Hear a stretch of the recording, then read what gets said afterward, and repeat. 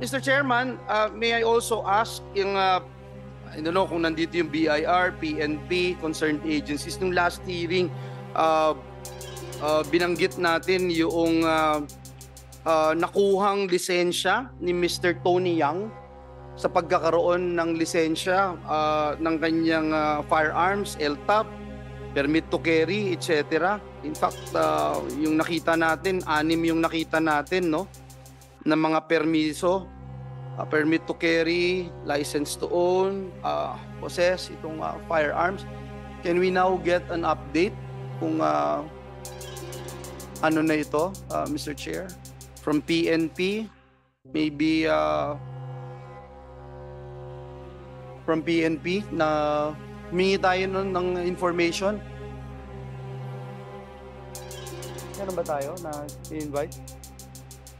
Any resource person from the PNP? Meron ba tayong mga please, Sir, please join us too. Please join us.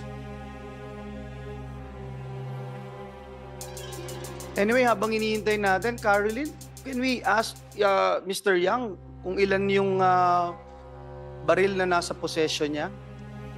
请问您现在拥有几支枪？一支。一支。It's only one. Only one. May lisensya yon lahat at permit to carry? 这支枪它有那个持枪许可证吗？有。Yes, there is a permit. So, isang Chinese national na nag-ooperate dito sa bansa, yung lugar niya na may kumpanyang bakal na smuggle ng bigas, smuggle ng drugs, meron pang baril. Yes. Can a foreign national obtain a permit to LTAP? Sir, good afternoon po, sir. No, sir. Hindi pwede. Hindi, sir. Paano siya nagkaroon ng lisensya? Sir, upon verification dun sa records natin, sir, nagkaroon siya ng license to own approved January 13, 2022. 2022? Yes po, sir. Hindi kayo nag-exercise ng due diligence para assess kung talaga Pilipino siya o dayuhan? Yes, sir. Yung process natin, sir, requirements is submitted through online. Nakalist na yung requirements, sir. He has substantial submission ng kanyang mga requirements online, sir. Online lang? Yes, sir. So naniniwala kayo, hindi nyo in-interview man lang if he is physically qualified to hold the gun? Di ba may mga test pa yan? May mga neuro test pa yan? Neuro drug test, sir. Meron. Oh. Did he undergo the examination? Yung neuro drug test, sir, meron din siyang nag-take siya ng neuro drug test dyan January 8, sir, 2022 din. Can we ask him, Mr. Chair? Caroline, can we ask him kung paano siya kumuha ng permit? Saan siya nagpunta? Saan siya nag-apply? Ano yung ginawa sa kanya? O in-escortin din siya? Kaya nung nakita natin mga videos na ine-escortan siya kahit saan siya magpunta, pati dun sa airport ine-escortan siya. Kakapkapan siya papasok dun sa airport na doon sa metal detector, hindi siya pwedeng galawin o tanungin o kapkapan. Ganun din ba yung nangyaring VIP treatment sa kanya? 请问你是如何拿到这个许可证呢？是不是谁帮你来申请？你是如何申请？在哪里申请？而且呢，你也是否有通过警察陪着你才可以拿到这个许可证呢？ Can you use the microphone, please? 以前一个警察给我说，他能帮我办这个证，还有去买这支枪咯，就这样，他帮忙买我就放在家里。Okay, so during that time, there was a police who told me that he can help me get the permit, and then after that, he would help me buy the gun. And after that, I got the permit and the gun. I just kept it. How did you apply for the permit? Where did you go? What did you do? OK，所以当时你是如何拿到这个许可证呢？如何办理这个许可证？当时就是有一个警察去帮我办这样。 It was the police who helped me process the application. So paano mo naman lalagyan ng neuro test to?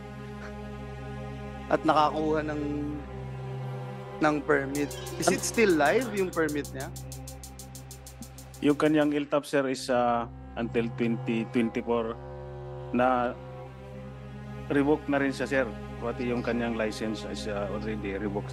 You know, Mr. Chairman, I just raised this particular issue because number one, he's been here for quite a long time, 25, 26 years if I'm not mistaken. Si ano, ito si Si Tony. Mr. Yang. Dito Yes. nga pinanganak yun, di ba? Hindi, Chinese siya eh. He even mentioned here that he is a Chinese and yet he was able to get a license na mag-own at mag-carry ng baril dito sa Pilipinas. And I don't believe, Mr. Chairman, na isang baril lang to. I don't believe, Mr. Chairman, na isa lang ang pag-aari nitong baril. Ako magpapabaril ako sa Luneta kung isa lang ang baril nito. Can you imagine yung mga ginagawang activities nito sa buhay niya? Mga illegal activities. Tapos isang baril lang. Hindi ako naniniwala doon. Pero, Mr. Chairman, ang point ko, nakakuha siya eh. Nakakuha siya ng permit. Ano klaseng neuro exam ang binibigay niyo? Oral?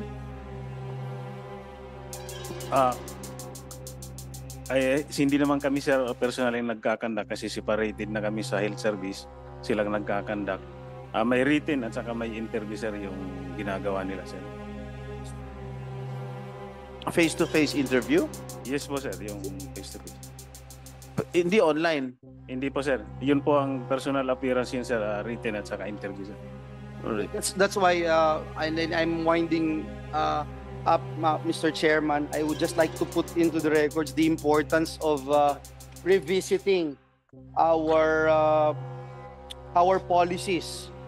Parang 1+1 na yun, napakadali sagutin na ang isang Chinese national ay hindi pwedeng magkaroon ng lisensya to carry a gun or a permit to carry, Mr. Chairman. So I hope our police force will look into this.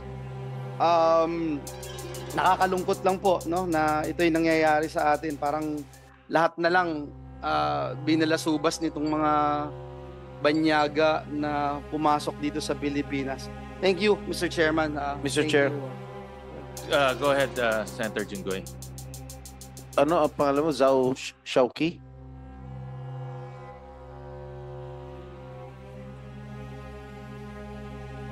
Siya ba yan? 赵守期 Ha? 期，赵守期。 Nakakaintindi Tagalog? Filipino? 你能听得懂菲律宾语吗？ Ikaw rin mag-interpret? Okay. Meron din siyang ano? Mga baril? 请问你也拥有枪吗？没有，能 Meron? 能 Wala siyang baril. 能。 So, may baril, wala lisensya. 你有枪，但是没有许可证。 Ha? 我没有枪啊。 I don't have a gun. So, if he does not have a gun, wala siyang lisensya, definitely. Alright, Marian, may asawa ka? Tanggalin mo yung face mask mo.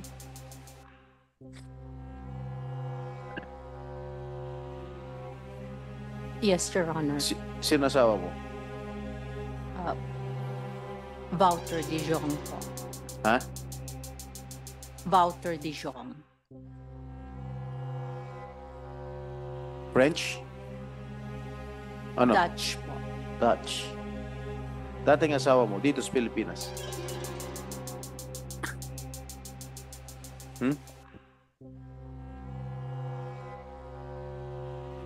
dating asawa mo dito sa Pilipinas, sino?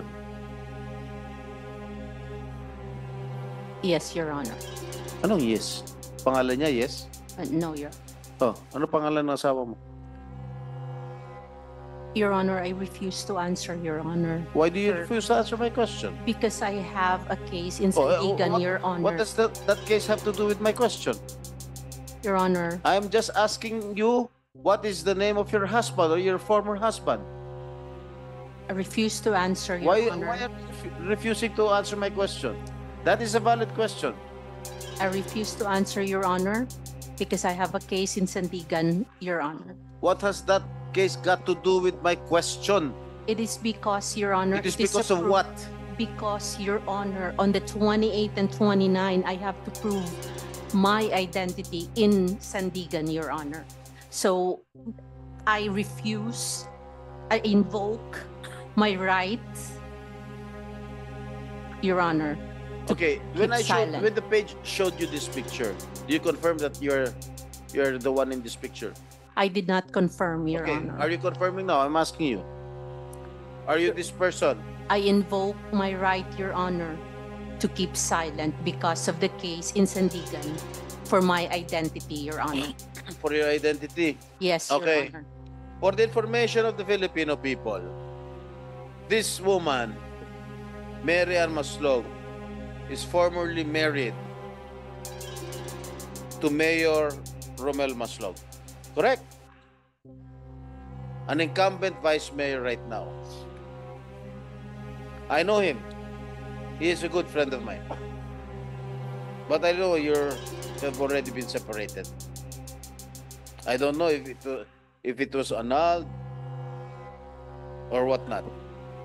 You know, of course, you know your husband, Romel. Your Honor, I refuse to answer. I invoke my right po to Okay. keep silent. And for the information of everybody again, you were also married in the United States with a certain Smith. And he became your partner in crime.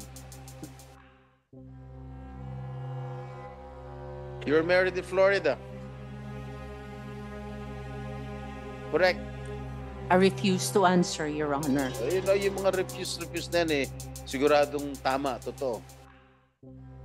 And then when you came to Manila, you defrauded a lot of people here in the Philippines. Con artist ka nga. Pinakita mo yung mga opisina mo. Dinala mo, hininga mo pera. Nung nagbigay ng pera, nag-disappearing act na kayo. That is your true identity. At itong Jessica Francisco na ito,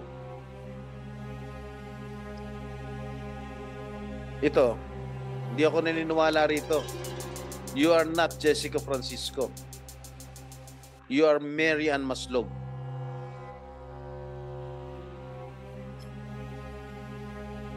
The con artist scam.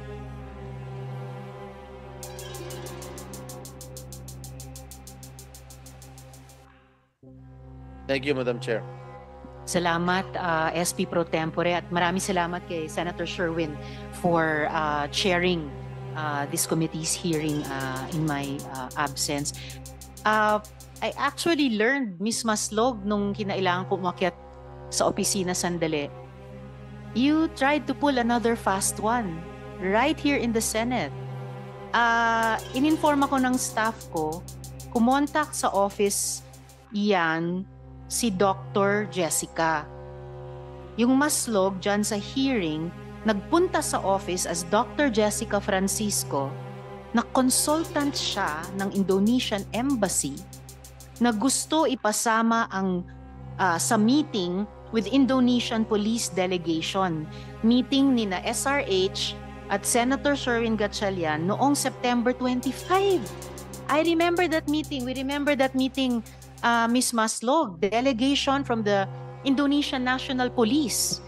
And you came to my office posing as a consultant of their embassy kasi gusto niyong sumama sa meeting na yon.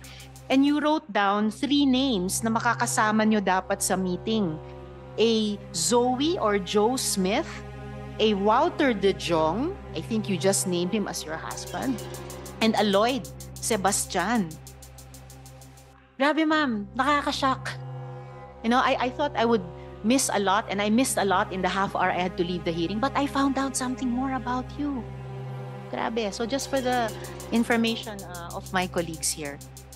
Madam Chair, Senator Joel. this is on another note as I raised it a while ago. Yung pong Firearms and Explosives Office ng PNP, sir, gusto ko lang malaman, sabi nyo kanina yung lisensya na baril ni Antonio Maestrado Lim. Dami kasing pangalan to eh. Yang Jian, Tony Yang. Hindi na po ito kinancelan nyo na po, ni-revoke nyo na po ito. So what's gonna happen with the firearms? Are you aware where the firearms po ngayon?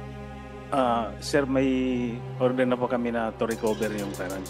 Yes, sir. So you're in the process of recovering the firearms. I just wanted to make sure na alam ng taong bayan na makuha niyo po ito, no? Para we'll feel more safe. Thank you, Madam Chair.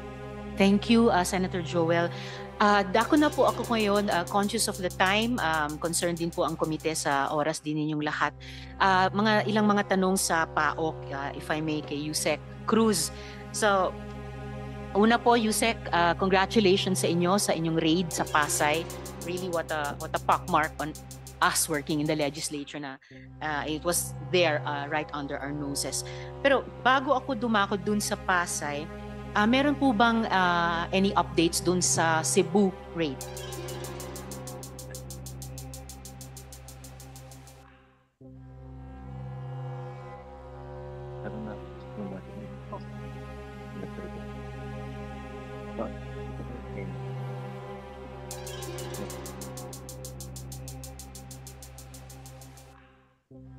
Yes, ma'am. Madam Chair, meron na pong nakaschedule arraignment for the cases, and we filed cases of with the NBI, of course, Cebu City.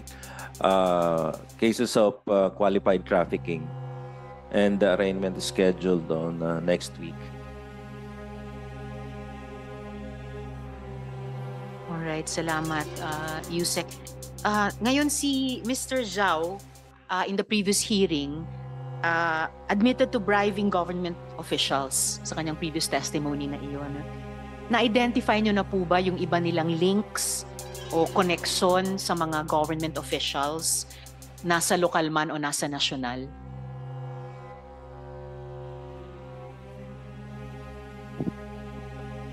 Yes, Madam Chair. Actually, there is an ongoing investigation being done by the National Bureau of Investigation as to those government officials who are involved in the operation of the Lapu-Lapu Pogo Hub. Salamat, Yusek. At this point, could I ask Attorney Magno of the NBI kung meron na pong maibabahaging mga initial man na findings ng Bureau tungkol sa Lapu-Lapu Pogo Hub? Yes, Madam Chair. Actually, we had the talk the other day when I was in Cebu about this operation. But they mentioned that they're still doing the validation with regards to this allegation, and they will come up with the report soon together with the PLCC, Madam Chair. Salamat, Attorney. Yung soon, bandang anong araw or linggo or buwan po yun? I will check immediately, Madam Chair. Maraming salamat po. Back to you, Sec Cruz po. At least sa social media, at ipa-flash po namin, may umiikot po ng mga photos ni Zhao Shuqi or Xiaoqi at si Mayor Ahong Chan. Nakita nyo na po ba ang mga photos na ito? And has there been any fact-finding regarding Mayor Chan? As to the picture, ma'am, this is the first time I see this picture, and may mga pictures kami nakita, but not this one, ma'am. I see. Pero other pictures of Mr. Zhao and Mayor Chan? Yes, ma'am. Okay po. So has there been any fact-finding regarding Mayor Chan in relation sa kina Mr. Zhao? As far as the investigation, ma'am, it's we coordinated already with the DILG, and I will just check on the investigation that they're undergoing. All right, salamat po, Yusek. Now, in the interest of fairness, para sa kabatiran ng lahat, the committee invited Mayor Chan to our hearing, pero sila po ay kasalukuyang nagfa-file ng kanilang certificate of candidacy. Ito po yung sulat nila sa komite. Lastly, Yusek Cruz, for tonight, may nahanap po ba kayong link sa pagitan ng Bamban at saka Porac Pogo Hubs? Yes, ma'am. Meron po. Meron po tayong mga links na nakita doon. Are you able to share these links with the committee? We don't have the record, ma'am, but we have affidavit as to that effect, ma'am, as to the former workers, or I think that was the person was an admin officer of Lucky South 99 bago po siya pumunta ng Cebu. O nga pala, hindi lang Bamban Porac, pero Porac Cebu. Kasi in the last hearing na pag-usapan din natin with Ms. Cassandra Leong and Mr. Zhao Long, yung mga dating workers sa Porac Pogo Hub na nahanap dun sa Cebu Pogo Hub. Yes, ma'am. Actually, marami pa po kaming tinitignan, ma'am. Hindi lang po, we thought it was just the admin officer, but later, ma'am, may mga nakita po kaming ibang kasama. So, eventually, mabubuo nyo yung larawan at maibabahagi sa publiko, if not with the Senate anymore, kung by then tapos na yung aming mga hearings. Pero yung buong picture ng ano bang network ng mga Pogo Hubs dito sa Pilipinas na mukhang hindi lang mga stand-alone na mga negosyo o kumpanya, pero meron talagang some kind of interlocking relationship among them. It seems ganun na nga, ma'am. Actually, ma'am, yung latest findings po namin, itong the one that we recently raided here in Pasay. Ganun din, ma'am. May mga ganun din po. So may links din po siya sa mga naunang Pogo Hubs na ni-raid ninyo, interagency, at iniimbestiga din namin dito sa Senado. Yes, ma'am. Okay. Maraming salamat po, Yusek. A couple of questions, Ms. Caroline, for Mr. Zhao Long. So, Mr. Zhao,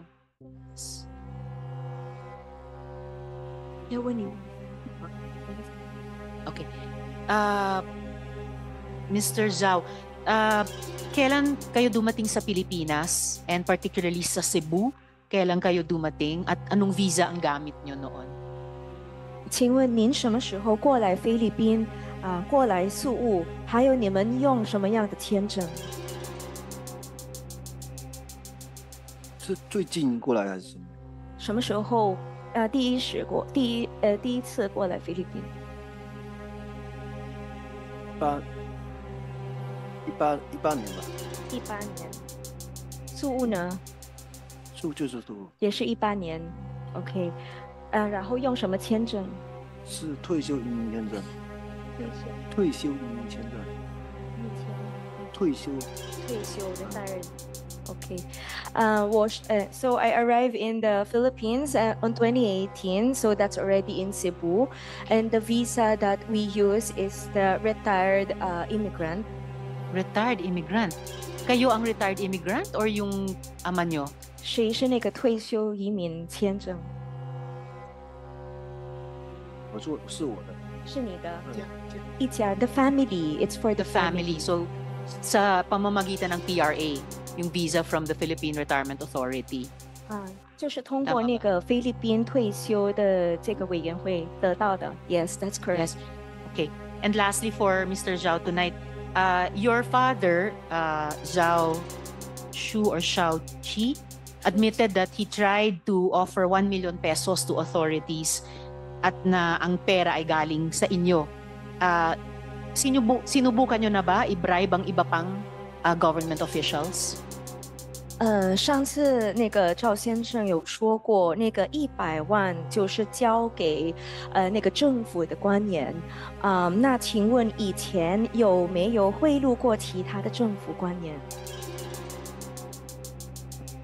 上一次讲的100万是两回事，因为呢100万是后面，卡西欧先生呢，我相信他是个政府的高官，我相信他不可能接受贿赂的，这是一。第二呢，我是一个商人，我没有这样去想去贿赂的思想跟想法都没有，而且我70多岁了，我没有贿赂过，70多年来我懂事到现在我没有贿赂过，这是两个问题。Okay, so there are two reasons why it happened, but what I can say is that I know that Mr. Casio is a high government official and cannot be bribed. So it is never my intention to bribe him. I know that he will not accept it. And because I am a business person, so I have never bribed anyone, and I'm already in my 70s. So during my 70 years and with my business profession, I have never bribed anyone. Okay. Thank you. My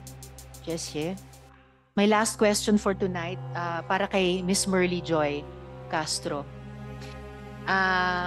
Ngayon po, gusto ko po kayong tawagin. Si Guo Huaping, paulit-ulit, lalo na mula nung nakaraang hearing, sabi niya, I am a victim, I am a victim. Pero ang totoo pong biktima ng mga kagaya nyo, Miss Merly, na ginamit ang identity para mag-incorporate ng mga POGO companies. Sinarge kayo ng human trafficking, at di tulad ni Guo Huaping, hindi kayo tumakas at hindi kayo tatakas. Non-bailable ang kaso nyo. Nais ko po siya, mga kasama, bigyan ng ilang sandali para magsalita. So, Miss Merly, may nais ka bang sabihin sa aming lahat? Basahin ko po yung statement. Sure, pakibasahin. Ako po, si Merly Joy Castro, biktima ng identity theft. Inaakusahan ng qualified human trafficking sa opensang hindi ko man po ginawa. Si Miss Alice Guo ang nasabing nagpasok ng pangalan ko na ang ginamit niya ay si Miss Gamo. Ang aking pagkakakalanlan ay walang pahintulot na ginamit sa hindi magandang paraan. Ngayon, ito po ay nakapagpasira ng buhay ko. Batid ko, hindi lang buhay ko, pati ang buhay po ng anak ko, na kailangan ko pong iwan ngayon sa bahay na walang seguridad, na hindi alam kung ano nangyayari sa nanay nila. Ako po ay isang ordinaryong tao, nagtatrabaho bilang BPO call center para maibigay ang pangangailangan ng pamilya. Na ngayon, kailangan ko pong mag-resign dahil sa kailangan kong harapin tong kasong to na kahit kailan hindi ko po kayo pinahintulutan gamitin yung pangalan ko ng kahit saan dahil wala po akong pinipirmahan. Wala akong nakitang papel na gano'n para mapunta doon yung pirma ko. Bukod po doon, ngayon hindi ko alam kung paano mabubuhay yung dalawa kong anak na hanggang ngayon walang kasama. Hindi ko alam kung paano bubuhayin ang asawa ko na ang tanging kasama nila na madalas sa bahay ay ako.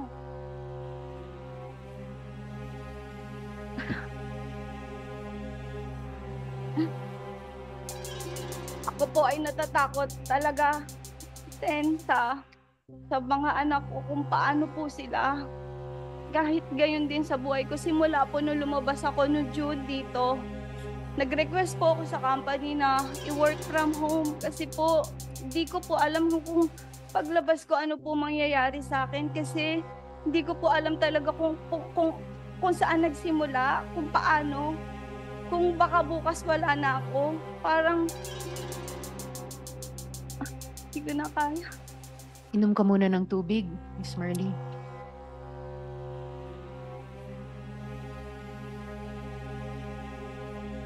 Kaya ako ngayon humaharap po sa inyong harapan para patunayan at harapin sa inyo na ako po ay isang biktima at hindi po ako kasali bilang incorporator ng nasabing Hongsheng. dahil hindi ko po kilala at kailanman hindi ko narating ang lugar na yan. Ayun lang po, Madam Chair. Salamat sa iyo, Merly. It is my understanding that the NBI will take Miss Merly now and take her into their custody, put her in custody. Sana yung mga payo na naibigay ng ating mga government agencies tulad ng DOJ sa mga naunang biktima ng identity theft na humarap dito ay maipayo din para sa kanyang konsiderasyon at para mabigyan ng konti pang linaw yung kinabukasan ni Miss Merly at ng kanyang mga anak, yung kanyang pamilya. Merly, ang sabihin ko lang sa inyo ngayong gabi, sa ngalan ng komite ay masiserve din po ang hustisya. Minsan matagal, minsan maganit, pero masiserve din po iyon. Attorney Magno, mayroon po kayo gusto sabihin? Just to put on record, Madam Chair, that Ms. Santos voluntarily surrendered to the National Bureau of Investigation, to the Senate. Salamat po, Attorney Magno. So, ingat po kayo, Miss Merly. Maraming salamat at susubaybayan po ng komite ang inyong magiging kapalaran. Thank you po. At this point, I'd turn over the floor to Senator Sherwin if he would like to raise questions this evening. Senator Sherwin. Madam Chair, I'll reserve my questions for the next, I understand there's another hearing next time in light of the new information that came out. Pero bago ho tayo matapos, Madam Chairman, dahil napag-usapan ho natin identity theft, meron ho kaming nakuhang birth certificate. No, actually nakuha namin marriage certificate ni Jessica Francisco. Narinig ko ho kanina kay Jessica Francisco na ang asawa niya ay isang Dutch. Pero dito sa marriage certificate, merong, I'll flash it, ang asawa niya dito sa Pilipinas ay isang Orlando Sapsap. Na dito po sa Pilipinas kinasal. So obviously, itong si Miss Maslog, ninakaw niya yung identity nitong si Jessica Francisco. No, hindi siya yung totoong Jessica Francisco. Meron talagang totoong Jessica Francisco na ang asawa ay si Mr. Orlando Sapsap. At yan po yung nakakatakot, Madam Chairman, na marami tayong mga kababayan katulad ni Merly na ninanakaw yung kanyang identity, ginagamit sa pang-scam, ginagamit sa panloloko, ginagamit sa estafa kasi yung latest case ni Miss Maslog ay estafa at maraming nadadamay dito. No? Kaya importante rin ang ating mga ahensya, lalo na ang PSA, maging alisto sa mga ganitong pangyayari. At of course, ang DFA, no? Dahil ginagamit nila itong identity theft sa pagkuha ng passport at yan ang kanilang katibayan na sila ay tunay na tao. So ito ay isang bagay na dapat natin seryosohin at maiayos rin, no, itong mga ganitong identity theft na nangyayari. But I'll reserve my questions, Madam Chair, till the next hearing. Maraming salamat po. Maraming salamat din po, Senator Sherwin. So, end of this long journey, it's slowly appearing that POGOs are not only a criminal enterprise, they endanger our very democracy and national security. Lumalabas sa mga pahayag ni Shi Zhejiang at Wang Fugue na di lang mga Pilipino ang biniktima ng mga POGO, pati ang mismong pambansang interes at seguridad natin ang nilalagay nito sa panganib. Nagpapasalamat ako ngayong araw, in particular, sa NICA for their candor. Truly, foreign agents use all means at their disposal. And those who think that POGOs are exempt are fools.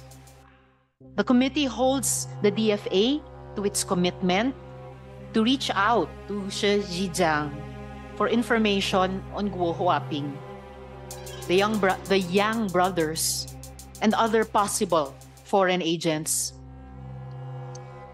in the possession of Mr. Shi. We will wait for this for the next hearing. We also expect the cooperation of General Macapas and the leadership of the Philippine National Police to reveal the information provided by Guo Huaping. Aasahan namin ito. Masyadong malalim ang pinsala ng mga pogong ito sa bansa natin, and the public has a right to know. So hopefully, for the last time in this investigation, before the last hearing, next hearing, this hearing is suspended.